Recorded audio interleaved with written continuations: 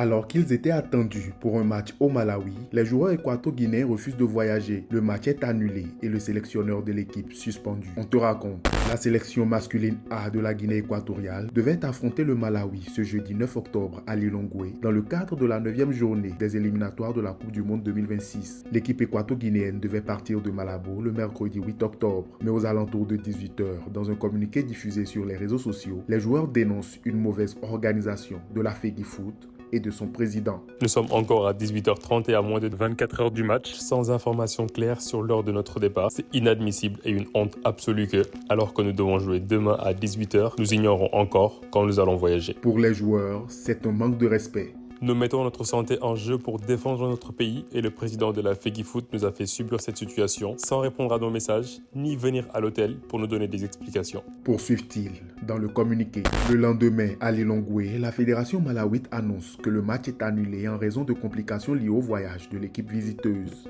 À Malabo, dans une lettre adressée au ministre des Sports, la FEGIFOOT reconnaît des problèmes survenus avec le vol charter qui devait transporter l'équipe, mais assure que ces inconvénients ont finalement été résolus à 18h, heure locale.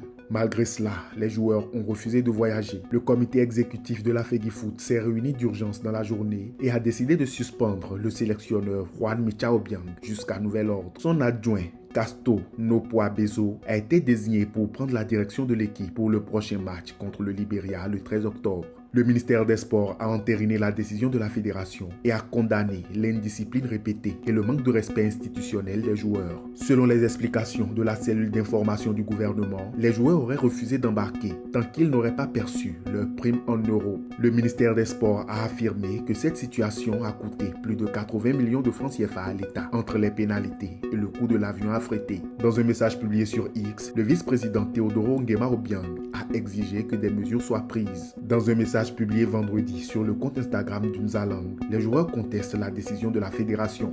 Le meilleur sélectionneur de l'histoire de la Guinée équatoriale est suspendu sans aucune justification par simple imposition et tous les joueurs qui ne soutiennent pas cette décision sont également suspendus. Nous souhaitons être écoutés pour pouvoir défendre notre pays lundi avec notre sélectionneur Juan Micha. La FIFA a confirmé l'annulation du match sans préciser pour l'heure les conséquences sur le classement du groupe H. La Guinée équatoriale est 5e du groupe et le Malawi est 4e avec le même nombre de points. La Tunisie est première du groupe et est déjà qualifiée pour la Coupe du Monde 2026.